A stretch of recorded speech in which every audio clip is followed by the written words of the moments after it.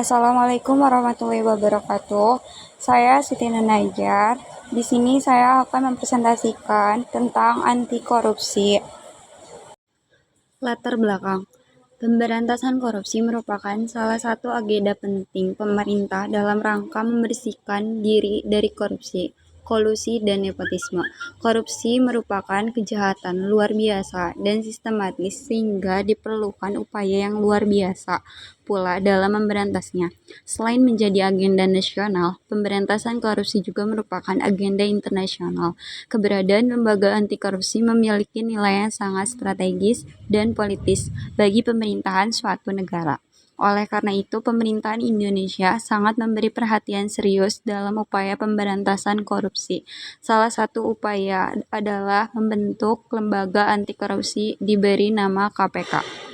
Nah, setelah saya analisis berita tentang korupsi, saya mengambil tema tentang KPK didesak usut korupsi Kemensos.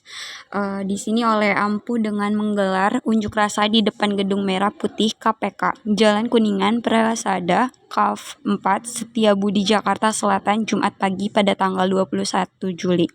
Koordinator aksi AM Yamco meminta KPK mengusut berbagai persoalan yang ada di Kemensos, salah satunya menggalihan anggaran verifikasi data kemiskinan sebesar 1,3 triliun tahunan anggaran 2021 menjadi kegiatan pusat data dan informasi kesejahteraan dan berbagai kegiatan proyek pengadaan di kementerian itu, kata Yamco saat orasi.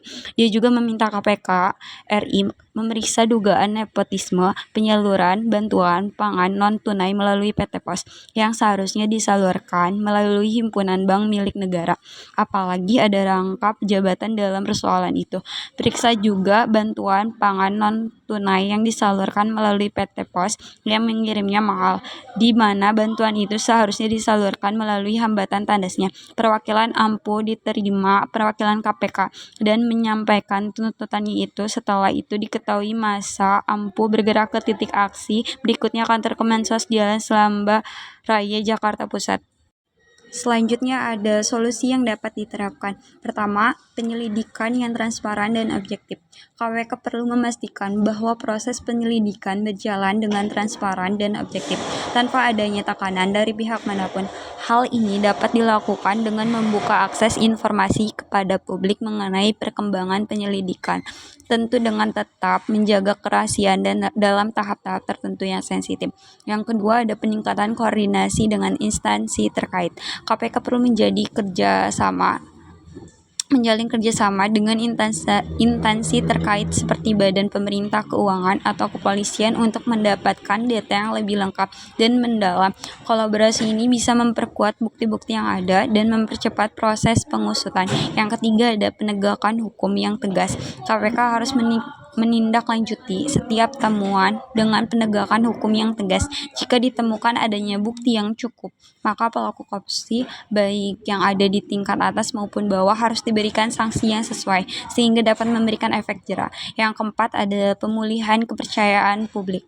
Setelah investigasi, KPK perlu mengambil langkah-langkah untuk memulihkan kepercayaan publik, misalnya dengan memastikan bahwa tidak ada celah bagi praktik korupsi di kementerian lain melalui sistem audiens yang lebih ketat dan pengawasan internal yang lebih kuat. Yang kelima, ada reformasi sistem pengawasan di Kemensos agar kasus serupa tidak terulang. Kemensos dan instansi terkait perlu melakukan reformasi sistem pengawasan internal, memperbaiki mekanisme alokal anggaran serta memastikan transparansi dalam distribusi bantuan sosial agar bisa mengurangi peluang penyalahgunaan wewenang. Kesimpulan, keberadaan lembaga anti korupsi memiliki nilai yang sangat strategis dan politis bagi pemerintahan suatu negara. Saat ini, persoalan korupsi bukan hanya menjadi isu lokal, melainkan menjadi isu internasional bagi negara-negara sedang berkembang. Keberhasilan menekan angka korupsi merupakan sebuah prestasi tersendiri. Hal ini akan berdampak pada arus investasi asing yang masuk ke negara tersebut. Negara-negara dengan tingkat korupsi tinggi tentunya akan kehilangan daya saing untuk merebut modal asing yang sangat dibutuhkan oleh negara yang sedang berkembang. Negara-negara maju dan lembaga donor internasional sangat menaruh perhatian terhadap peringkat korupsi yang dikeluarkan oleh lembaga survei internasional seperti Transparency International dan Peretz. Oleh karena itu, pemerintah Indonesia sangat memberi perhatian.